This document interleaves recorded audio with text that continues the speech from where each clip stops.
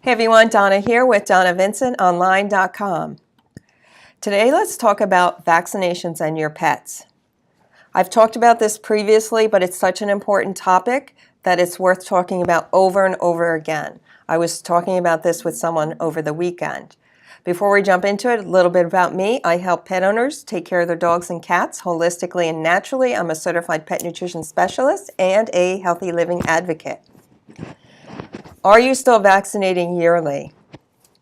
Back in the 1970s, a veterinarian immunologist named Dr. Schultz started doing studies on the lifespan for the distemper, parvovirus, and adenovirus. Does not include rabies.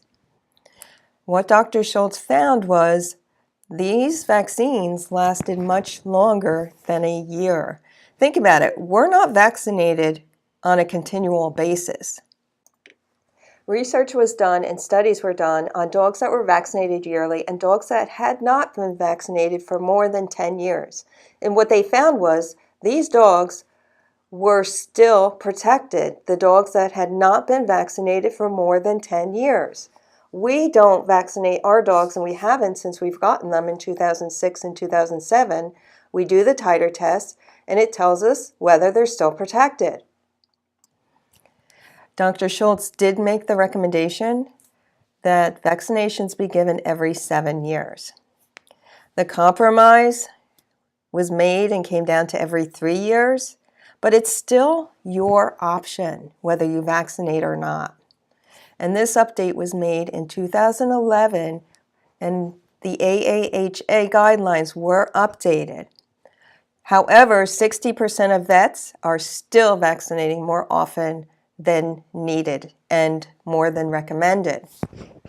Dr. Schultz's research also found that 95% of puppies vaccinated at 16 weeks of age or later will be protected probably for life. I did mention that we lost a dog from vaccinations, and what happened was she was vaccinated and all of a sudden she became very ill.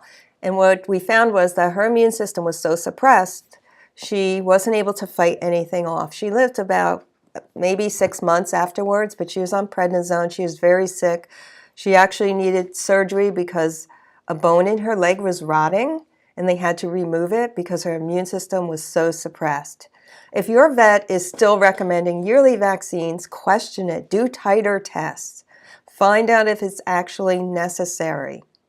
I do have the full report that Dr. Schultz put out with his findings, recommendations, the long list of side effects that vaccines can cause. If you would like to see this, private message me, comment below. Please share this with others who might need to see this. Thanks for watching. I'll talk to you all again soon. Have a great day.